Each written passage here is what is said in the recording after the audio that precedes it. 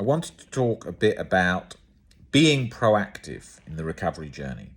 I can't emphasize enough how proactive I had to be to recover. Okay.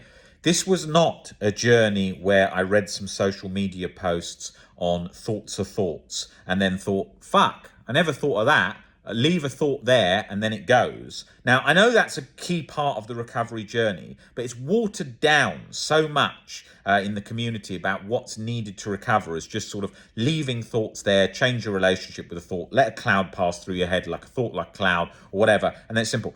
It's very patronizing to hear that as someone trying to recover from OCD, right? In my journey, how many times did people say to me, you just need to think of it like a radio station you don't want to tune into. Yeah, I understand that as a first initial idea, but that's not what the recovery journey involves. That's not the whole thing, right? So when I talk about persistence, there's a lot to learn to recover from OCD. A fair bit, okay? That doesn't mean you need to be studying 24/7, but you need a pretty good understanding of OCD to understand how the cycle operates within yourself. And the problem is, these kind of posts simplify it so much, and it's very patronizing because when you're stuck and someone keeps saying to you, you're still interacting with the thought, you're still engaging. You can't not engage when you're terrified for your life for that damn thing, right? It doesn't work like that. You're fused, okay? And that's what used to make me think when I used to go into sessions. I used to sit there, I used to sit in an armchair, person would be sitting opposite me in the armchair, and I would feel very small, like I was a sort of specimen in a lab being examined. Oh, why can't you just disengage? Because you can't disengage. You can't disengage when you're that scared. It doesn't happen like that. It's like somebody who's got a fear of contracting HIV, for example, and they won't even go in a sexual health clinic. If I just said to them, just relax, just picture the thought of the HIV thought and just walk into that clinic. No, it's like a brick wall, locks up instantly. No, you've got to break down why that isn't so scary for that person so that they can take the first step and realize, this isn't so scary. So that's key.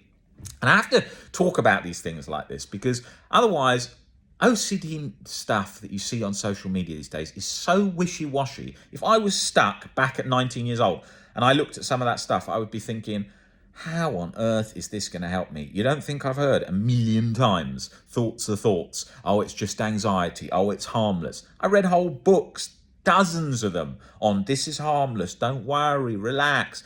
It's just reassurance compulsion, the whole bloody book. You know, so many of those books are identical. You pick up each one and it's like, this book is identical to that one, same message. Oh, panic attack's harmless. No one dies from a panic attack. You're the last person to act on your OCD thoughts. OCD thoughts are just OCD. Try and relabel the thought. Try and move on. Try and get involved in activity. Yeah, yes, key parts of the journey, of course, but that's not all, you know? That's not all of it. It's watered down so much. And when it's locked, it don't move at all on those things. Until I had a good understanding of sort of unconditional self-acceptance, allowing myself to be comfortable at making mistakes, if I made a mistake, allowing myself to be comfortable if I'd done X, Y, Z, then, and seeing that my life wouldn't be over the most rotten individual in the whole world deserving to be chronically guilty and anxious 24/7 in a self-torture cycle, I started to breathe again a bit. But until I saw that, it was on 24/7. I remember when I first saw the video by Albert Ellis, Guilt and Shame, the 3-part video you can find on YouTube. I thought to myself, wow, what he's saying there is that even under those circumstances, a human could still be at peace. I remember reading Marcus Aurelius's work and thinking, wow, this is thousands of years ago, and realizing that they saw that nothing disturbs us. Oh, what? We're not even harmed if we choose not to be harmed. Oh my God, how does that relate to harmony? These things are so key components. And then we've got all this stuff just going on about leave a thought there, a thought's just a thought, a cloud through your head. It's not going to get under the depth. It won't do it. It's like people often, the other nonsense thing you hear people say is like, the content of thought's completely irrelevant. If the content of thought was completely irrelevant, there'd be no need for exposures that were specific. If someone was scared of touching a horse, you'd say touch TV, right? It obviously doesn't work like that because you're scared of a specific thing. So you do need to venture into the content. Well, that's direct evidence that you do. Now, what you don't do is when you're having thousands of morphing thoughts, trying to get into all of them. You don't. But unconditional self-acceptance, other acceptance, life acceptance gets under everything broadly. You don't need to have that nailed down. It's a general. It's. This is what's interesting. Acceptance feels like a muscle you haven't got, and it feels like at the point when you're suffering, and it's a feeling. It's a state of being rather than a thinking to think something. But you think. You learn about it, which then sets in place the process to then deeply feel that. Otherwise, it's I'm not accepting. How do I accept? How do I accept? And that becomes a compulsion. So it's gradual. The same as learning to ride a bicycle. What does riding a bicycle feel like? It's kind of floating element because you're like going along on a bicycle. You get into a movement, same as jogging, and then it's like a floating through running or a floating on the bike. That's what it feels like. And that's the same as like Claire Weekes, great anxiety pioneer in the 70s, said it's a floating process. People, how do I float? Forums used to be full of that. How do I float? I can't fucking float. I feel like I'm treading water at 100 miles an hour carrying a lead vest. That's what it feels like, these things. So you have to, bit by bit, gradually ease this in through knowledge, okay? You're not going to get this with just basic leave a thought there, imagine a thought, visible. The reason that's so common is it's so easy to teach. If you wanted to train up 100 people just to teach basic mindfulness skills, very easy to train someone up like that. Very hard when it comes to OCD because so much knowledge, so many things through personal experience, their own struggle, make it relatable, very difficult. So that's why that's so common. You see that all the time. Plus, for mild OCD, when someone gets relief from that, they then post, oh my God, this work. It's not as simple as that. It's like when you work with OCD like I do day in, day out, you realize, and you have to always say to yourself, okay, think about it from that person's perspective. They're struggling here. That's not, that particular thing is not working. They're getting stuck there. Okay, they've got their reason why they're stuck. And you have to sort of always think that because you don't know somebody's situation. You don't know how long they've been stuck with that. You don't know what other situations is going on in their life. You don't know that. You don't see all their perspective of how they see this. But what's always interesting is you see somebody, you think, oh my God, that's going to take them a while to recover. And then recover very quickly sometimes. And you think, what made that happen? Just very quick shifts in the process, in their thinking, or them taking leaps because they were fed up. I see people that come in that tell me, I haven't exposed to that thing for 20 years.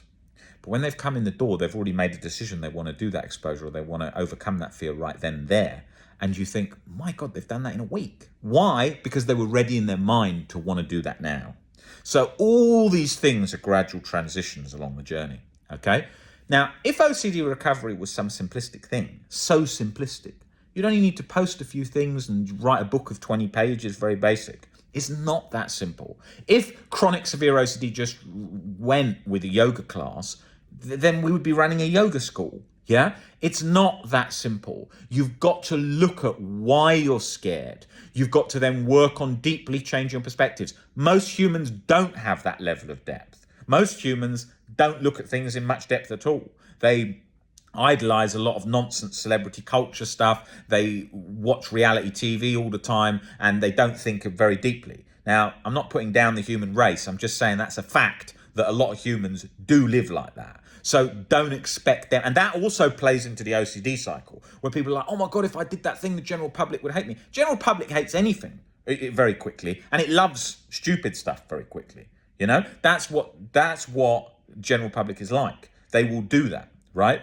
So that is a really, really important point to remember along the journey, that you've got to gain a change in life perspectives that you're going to see differently to other people. That's why if you say, if you just ask the average person, how many people are scared of flying? Lots of people. Is there a reason to be scared of flying? No. Is it quite an easy one to overcome when you actually go through the skills? Yes. Right? So therefore, general public haven't overcome that often because they haven't seen those insights. Well, the insights to overcome deep, chronic, severe OCD is much more insights on life. So you're going to feel very separate a lot from the world. You're going to see things on a much deeper level. Same as I imagine Marcus Aurelius felt very different to other people in the way he saw things. Because as you learn different things on a deeper level, you see things differently. Okay? That's what will happen. You'll become a lot more accepting. How many humans get involved in road rage? Tons. And for what? Because some guy drove his car when he was rushing to go to an appointment and he cut you up and then you think he wanted to kill you and then you get angry. That's very basic when you actually understand it, but most humans have no clue of that. Okay, so it's really important to work through these things and to look at your new insights, how they're going to change your life. And you're going to see life very differently to most humans because they haven't had to go through this journey. That's why I say there's an element of a gift in the OCD struggle, because you're learning stuff that other people are never going to see. And that's going to empower your life and your journey and direction in so many ways. I see so many podcasts online now which talk a lot about philosophy and different ways of thinking. So the general public in general is obviously getting more knowledge, but we're still a long way away from so many of those things. Think about how many humans go to prison for anger. Think about how many humans have so much anxiety in the general sense. All these things working to change through videos, through podcasts, through all these different things, and we'll get there. But just remember that to make change in OCD, you're going to have to change your thinking a fair bit, because your current thinking ain't working for you. It's not bringing you results. And so when you get deeper insights to things, it's not going to make you a better human. You're all humans, same values, same levels, each other. But we're going to have different insights to the majority of humans because we learn to see things on a deeper level. And that's a great experience. And that is the gift in the recovery journey.